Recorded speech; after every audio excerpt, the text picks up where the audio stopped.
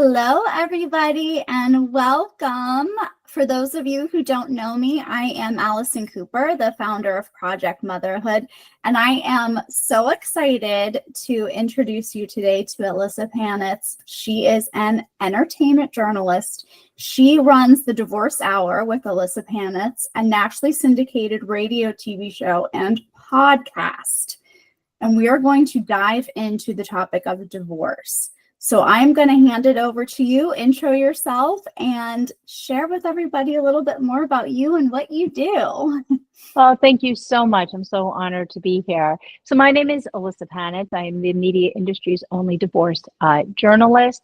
Yes, I have a nationally syndicated and live streamed radio show called The Divorce Hour that airs every Saturday and Sunday on CRN Digital Talk Radio. You can also find us on a podcast if you missed the weekend version. We're on every podcast platform. And there's also a TV series called Ways Through Divorce. Everything is designed to give you a free education to help you during every stage and every aspect of a divorce. I mean, amazing. Does it get any more amazing than that? She's fabulous, everybody. I am going to dive right into it because I have lots of questions to go through. So we're just going to start ticking through. So you spent years in the entertainment industry before shifting your focus to divorce and co-parenting. What inspired you to turn your personal experience into a full-blown media mission? Well, I noticed when I was going through a divorce that nobody was covering it on a daily basis. So in the media, the industry term is beat. It's just another word for a subject. And we had people covering things like aviation and finance and medical and sports and entertainment, which is what I've been doing for 30 years. But when I was going through my own divorce and searching for information, and I just couldn't separate fact from fiction, just kind of going to Google, I turned to the industry. And I noticed no matter what network I turned on, no matter what website I punched up, like for newspapers that I read religiously, there was nobody doing a divorce beat. It was because it didn't exist. And yet when you look at the statistics, and they vary, it's anywhere from like 41 to 50% of all first marriages will end in a divorce. Those numbers increase, 60% for second marriages, 70% for 30, and yet nobody was out there covering it on a daily, regular, consistent basis. And yet you have all these people who were probably like me trying to Google and search for information.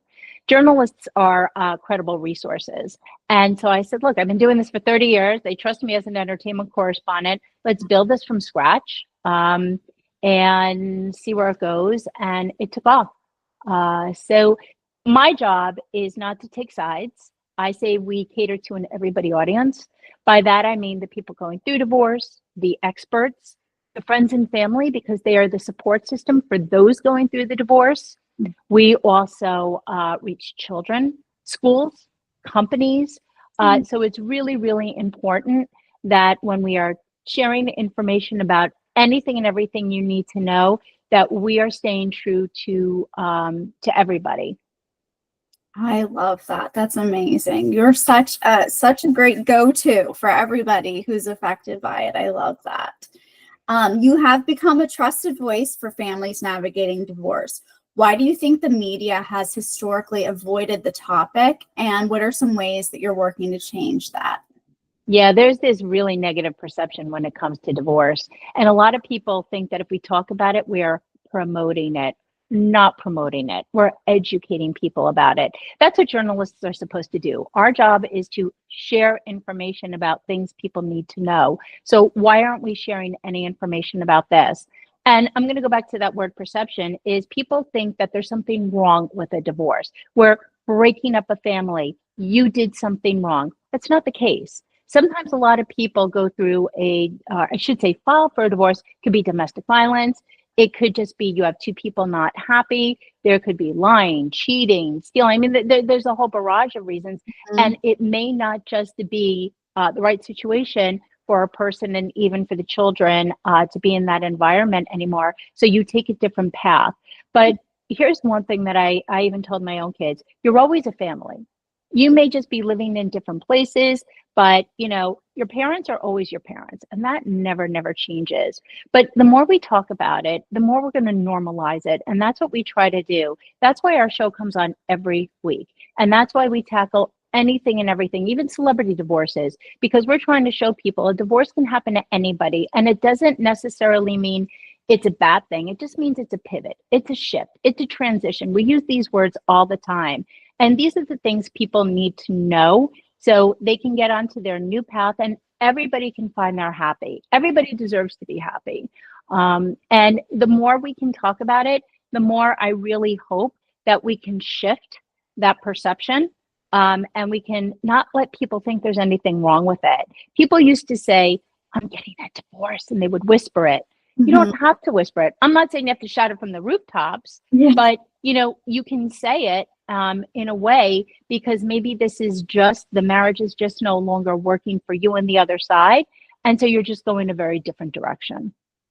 Oh my goodness. Yes. You have such a powerful yet calming voice. I have like so many people in my brain right now that I'm ready to already start sending this to, because I love your perspective on all of this. It's very like, it's calming. It is.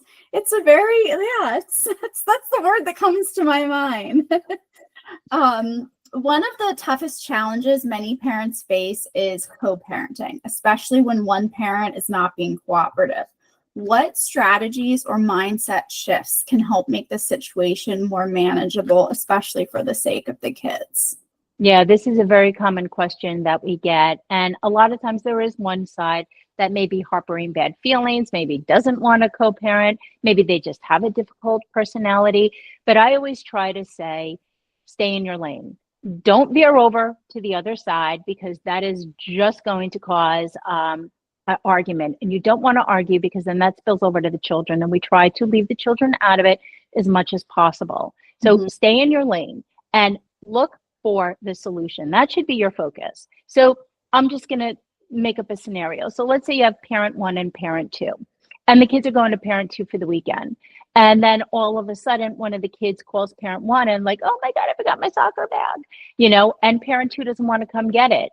Instead of parent one calling them and screaming like, how dare you not bring the soccer bag? They got a game. What are you doing? Look for the solution. What is the solution? Well, go onto the schedule and see where the game is. Maybe you can run the soccer bag over. Maybe if you're not going to be at the game because you have another commitment, you can give it to another parent to give your kid when they show up. If for any reason the kid can't, find something or they left something behind, ask a parent if, maybe you're out of town. Hey, little Joey forgot his cleats, or does anybody have an extra pair he can borrow for the game? Yeah. Lessen the conflict. Look for the solution. They really are. A lot of times you always have a parent cancel. Maybe it could be dinner during the week. A lot of people have commitments that come up, maybe through work. And instead of yelling, find the solution. Everything has one.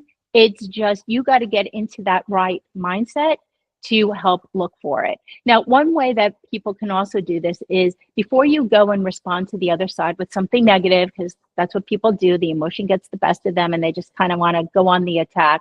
Yeah. There's a lot of things you can do to bring your stress level down. So one thing I always say to people is take a walk outside. Studies have shown that walking outside for as little as 15 minutes can lower your stress, can bring you clarity. You'll start seeing things a little bit differently. And before you reach out to the other side, maybe via text, some people go on to parenting apps where they communicate via email.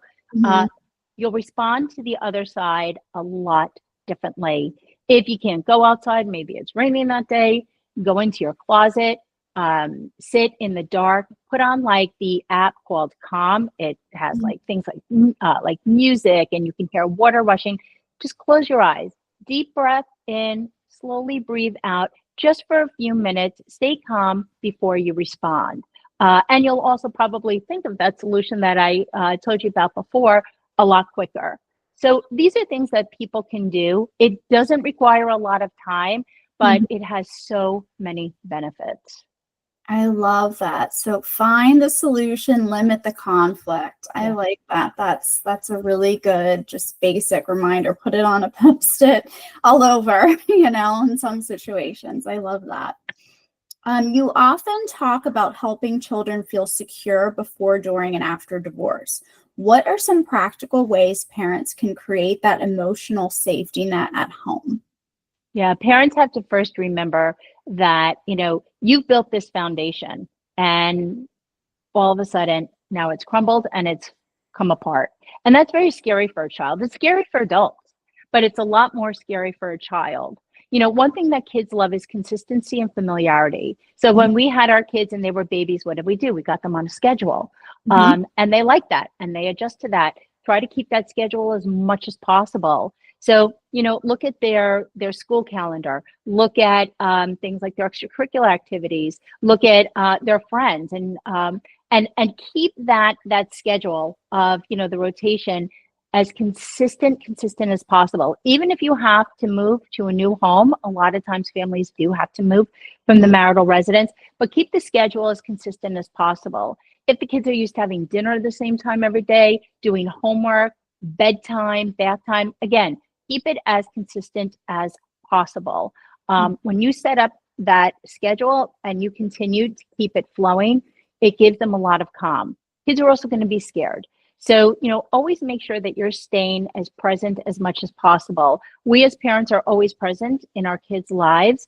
Always make sure that you are keeping that consistent as well. So you may have to say no to a few nights out with the guys or with the moms, but really being there to show that I'm always here, even the other side, that they're always here.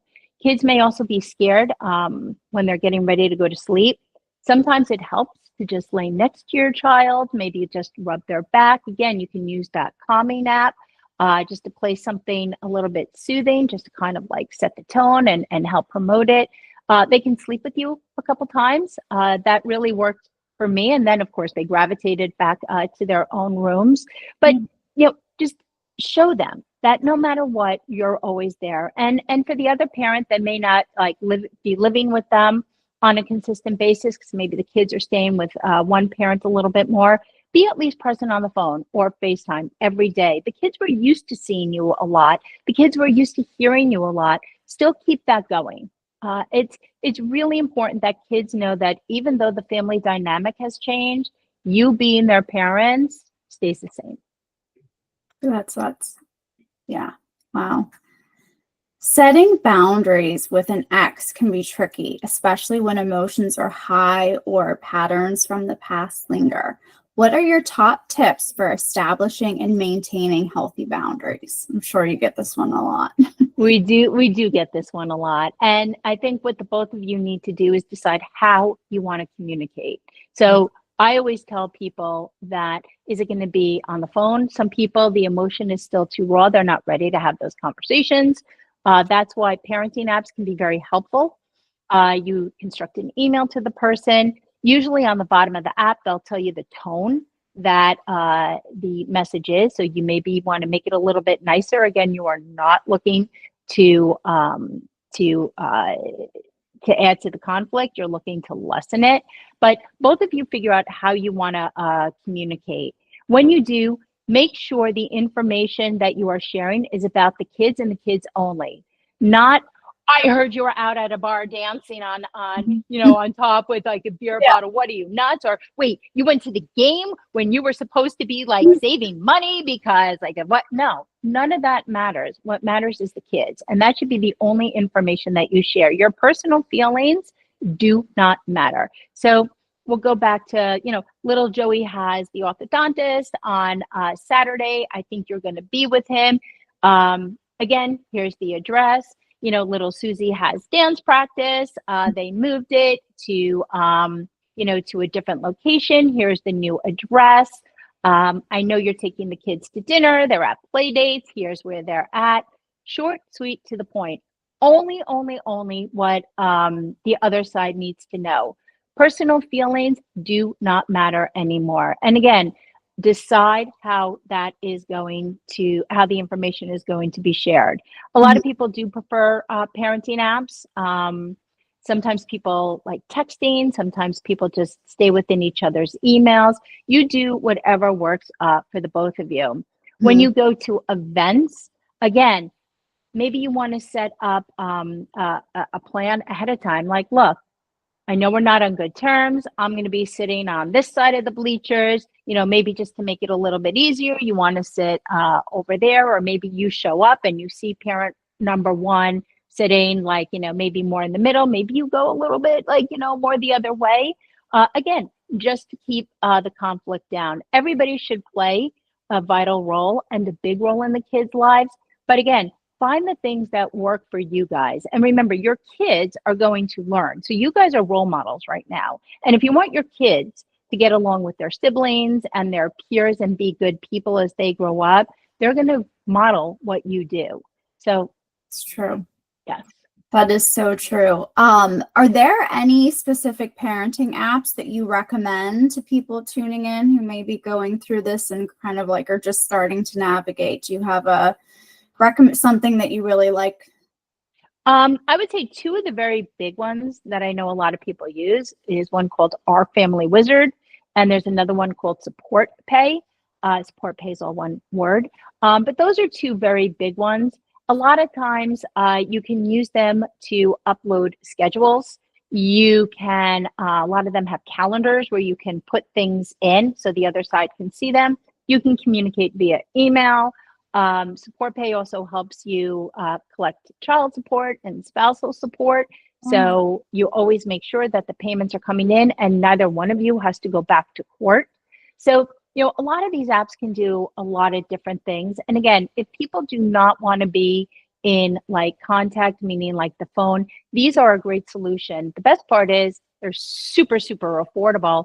And if you are in a very difficult situation, they are admissible in court. That's great advice. Well, speaking of apps, we're going to dive into the social media, which has added this whole new layer to the modern divorce, from oversharing to subtle jabs. How is this impacting families? What should co-parents be watching for or avoiding online? Get off social media when you're going through a divorce. Anybody who is working with a mediator or even an attorney, they will all tell you the same thing. There is no good that can come of it.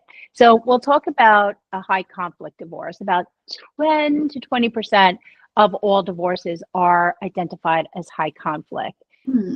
Anything that you post. So let's go back to the girls' night. You and your girlfriends are out and, you're holding up your beer like, ooh, fun Thursday. I assure you, somebody's going to send it to the other side, and that's going to be used against you, especially when it comes to the children. And somebody can say, I don't think the kids should be living with parent one. Look what they're doing. This is not good, and I'm concerned for my children's well-being. Sometimes people play very dirty. And so, posting that stuff is also not necessary. Showing the other side what they're missing. You're sitting in a car, you're on the beach. Again, what good does it do? I also find that when parents do that, let's say parent one, parent two, and parent one sees it, then, they start pumping the kids for more information up. So your mom or dad is this, and then you're putting the kid in the middle, and no kid wants to be in the middle. All the kids want is to be loved by both of you. And they don't want to hear all the negativity that really does have a lot of negative effects on them. It impacts their school, their ability to focus. They may start fighting a lot with their friends. They may, if they're older, like one thing we're talking about on our show is they impacted as a teenagers, and teens are now in environments where there's alcohol and drugs, and they may just look for that just to kind of like self-medicate in a way because they just gotta like get rid of all this conflict and anxiety that they're feeling. So really it really does not help. The other thing is it can be used against you. So if you're going to slander somebody saying like, I'm so happy I got rid of my ex-wife, she's a blah blah blah blah blah, and all of a sudden your ex-wife can then, or your estranged wife, if you're in the middle of divorce, can bring that into court. This can be used against you because you might have hurt them mentally, emotionally, financially, maybe they got let go from work, maybe they got called in, and now the promotion or the raise that they were entitled to, they're no longer getting. So again, and that's going to hurt the children as well, because when it comes time to your profession, everybody is working to provide for the family and the well-being of the children. I try to tell people, really, what do you need to show on there? I mean, that you're having a good time? You don't. Your friends need to know you're having a good time. Maybe your inner circle needs to know you're having a good time, but you don't need to rub it in the other side's face. It's not their business, and it's not your business either. Only is it your business if it's impacting the safety of the children. Mm-hmm. Yeah, we see all this way too often nowadays. People just need to shut it down. Forget And about again, it will be used against you. So if you want to get through your divorce easy, and you don't want to dip into your entire savings and be left penniless, do not look for trouble. Do not give the other side ammunition. Both of you, leave your anger at the door. We say every week on our show, anger is expensive, and just get through it, and everybody get on with their lives. And as I said earlier, find your happy. I love that. Love it. So let's shift to celebrity divorces, which are making headlines constantly. I mean, really on an ongoing basis. Sometimes messy, sometimes mature. Are there any recent high-profile cases that you feel like have surprisingly helpful lessons for families? Yes, we're talking about one actually this week. Yeah. And Jeff Bezos and Mackenzie Scott got a divorce. And one thing we're talking about on the Divorce Hour, which is the radio show and podcast, is how her divorce is benefiting like millions of people, because it's what she's doing with her like billions and billions of dollars in her settlement, and how she's finding charities that she can support and other people that she can help. And, that's a real positive message, because what we're trying to say to people is, look, we know you don't have her kind of wealth, but it's what she's doing on her new path to find her purpose. And again, her happy. I say that a lot because I really want people to understand that. And the more we say it, I think the more people will be like, okay, I got it. And it's what she's doing with it. We also talked about Tom Brady. Tom Brady's spending a lot of time with his kids. He really loves to be physical with like sports and exercise and a healthy lifestyle. And he took his kids skiing. And so, they were just taking a lot of cute pictures up on the mountain, having a good time. His focus right now is his kids. Jennifer Lopez, following her divorce from Ben Affleck, she's been dividing her time between work and her children. She recently took her daughter to the opening of Othello in New York City, where they caught the Broadway show with Denzel Washington and Jake Gyllenhaal. So, a lot of people are just finding, what works for them. But I always say that, if you want to find your happy, you're going to do it a lot sometimes with your kids or with close family that maybe lives nearby, or maybe just, friends in your inner circle. You don't need a million friends. You need just a few really good ones who are really going to have your back. I love that. What is one thing you wish every parent knew before they stepped into the divorce process, especially in terms of protecting their children's emotional well-being? I think the first thing that both parents need to do is what I said before: leave your anger at the door. I mean, you both have to remember, you're both these kids' parents, and these kids, they're going to feel like their world just came apart. And I'm going to go back to something that you touched upon, social media. They're going to hear their parents are splitting, yet when they're scrolling on Instagram or Facebook or, whatever platform they're on, they're going to see a lot of people on a happy vacation, or maybe it's a holiday. I know Passover and Easter's coming up, and they're not going to be able to take those photos anymore because their parents are going their separate ways. So, if you want to try to protect your kids as much as possible, have a conversation where maybe both of you can be present.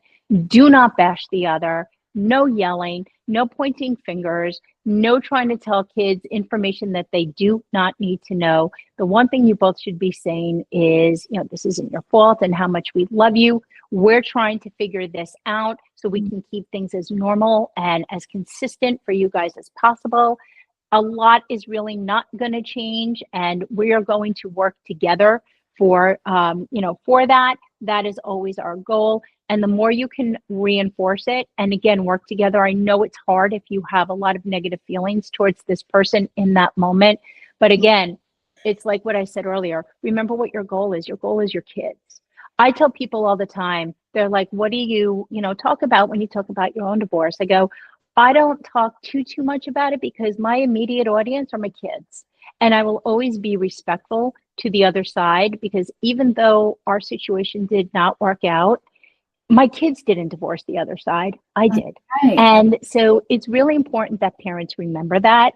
And kids will come to their own determination about you guys, both of you, and grandparents and aunts and uncles and friends. And, kids will make their own decisions about everybody. You do not need to lead them down a path that they do not want to go. Yeah. So, that's super, super important. I always tell people that even if you guys have to get into like a couples therapy to maybe like work together on how to talk to the children. One thing that I did right after I divorced is, we sat down as a family with somebody. I think we did it maybe once or twice, but it was just to get the conversation open. It's a safe, it's a neutral environment that can be very, very helpful. Also getting the kids into therapy. If you can't afford a therapist, I know the economy right now is a little crazy, and a lot of therapists do not take insurance. You can just call your school. A lot of schools have psychologists and social workers on hand. They see this and a lot of other problems all the time. Get your kid in there. There's a lot of support groups also that you can find maybe at your place of worship. If you go to a church, maybe you want to talk to a priest or a minister. If you go to a temple, you talk to a rabbi. But there's so many wonderful free resources and support groups people can go to. And it really does help people as they're venturing on this path. Yeah, that's an awesome list that you just gave there. There really are. I mean, therapy can be very expensive, but there are definitely a lot of free resources. So that's absolutely wonderful.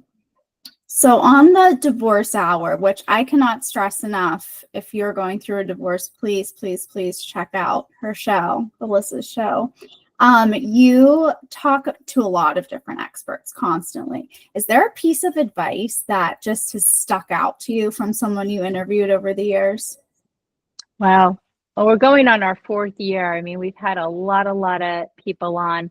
I would say for those going through a difficult or a contentious divorce, people hear the word contentious a lot. Don't argue with crazy. If you have a difficult person, people hear the term narcissist a lot, and we really do a deep dive into what that is with experts that can and have the authority to diagnose individuals who fit this criteria. And I think that was it. Don't argue with crazy. They teach us all ways to communicate. So a very popular method is called the BIFF method, BIFF, and it stands for brief, informative, friendly, and firm. And all it does is it tries to teach you that no matter what kind of divorce you're going through, here's a way to communicate, and it lessens the conflict, and it's very effective because it gets you to either resolve the matters at hand or resolve the divorce. So again, you could move forward. I think that was very useful. And it's funny, like we interview therapists and lawyers, parent coordinators. We've had a lot of celebrities on. Everybody teaches us something different. But I think the one thing that the biggest takeaway I have is, the importance of moving on, the importance of doing the work. I told you earlier, anger is expensive. It's also, I should tell people for who are thinking about moving on and meeting somebody new, it's not good for the complexion. It's really not. It brings a lot of stress, wrinkles. You make bad food choices, and we want people to eat healthy and do a healthy lifestyle. So, we do try to tell people to do that. Exercising is also great. that we try to tell people. If you cannot afford a gym, like I told you earlier, just even being outdoors, just a brisk walk can be very effective. And it really does help you communicate, find clarity in situations, help you make decisions. You're going to be making decisions constantly through a divorce. So you really want to make sure that before you agree to something, or you don't agree because you want to find a different solution, possibly, you always have to keep this up here sharp. Yeah, that is so true. Oh my goodness, so much amazing information. I have one last question for you today. For parents who are just beginning the divorce process and feeling completely overwhelmed, what is one small empowering first step that they can take today? I would say the biggest, most empowering step is getting educated. And so I always tell people the first call should not be to a lawyer. Don't call your friends and be like, oh my God, we're getting a divorce. Who'd you use? Every divorce is different. Mm-hmm. And so you have to find, and some people don't even need fancy, expensive lawyers. They can go to mediation. Mm-hmm. And you don't need a lawyer other than to review a document before you sign on the dotted line. But get educated. And by this, I mean, get educated about your money and your finances, because this is such a big piece of the divorce process. Yes, you're going to be talking about the kids and, things like where they're going to sleep and who's going to have them on what holidays. And you're going to work out things like child support and spousal support. That's all done by calculations. But when it comes to the numbers, everybody's entitled to certain things under the law where they live. Now, the law is different in all 50 states. So you have to make sure, are you in an equitable distribution state or are you in a community property state? But regardless, how are you supposed to advocate for yourself, or an attorney that you may retain? How are they supposed to advocate for you if you don't know what to ask for? So, before you sit here and want to drag somebody to court, which I do not recommend, it's expensive and it never works, get educated. So look at your expenses. How much does it cost, to live a month? By this, it's like, is it your mortgage? Is it your rent? The cars, the groceries, the electricity, the internet, look at everything, dry cleaning, activities, gas. Do you need a nanny or a babysitter? I mean, everything, A to Z. Just walk around the house or keep a little pen and paper handy and write things down as you're going through your day. Do you know where your money is? Do you know what the balances are and everything? You may want to also do a title search on your house to make sure there's no liens on it or anything like that, because the marital residence always is the big thing that everybody talks about when they're dividing the assets in a divorce. It's the biggest asset people have. Yeah. So really get educated about all of this, because once the financials are signed, you can't go back. And so everybody's entitled to stuff, but you have to understand what it is you have before you start asking for the stars and the moon, kind of thing. So I cannot say this enough, and I'm going to repeat it like 4 times before we conclude. Learn your finances. You can do this so easily by just looking at the mail. You can just, sit down and have a conversation like, listen, I need to get educated about this, but most people know who's got the mortgage. Most people know what kind of credit cards people have. Most people know who their vendors are for water and electricity. Find out all this information, even where your money is. Do you have IRAs? Do you have 401ks? Does somebody have a pension? You need to know all of this. Yeah. And that should always be the first thing that you do before you venture and, you start looking for a mediator or a lawyer. Yeah, that's huge. Yeah, great, great, great advice.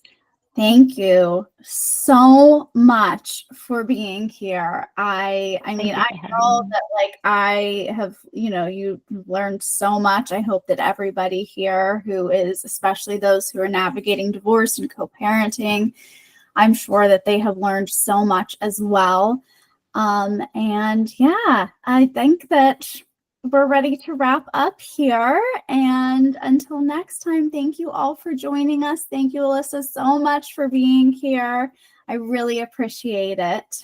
Thank you for having me. Thank you. We'll talk soon. Bye, everybody.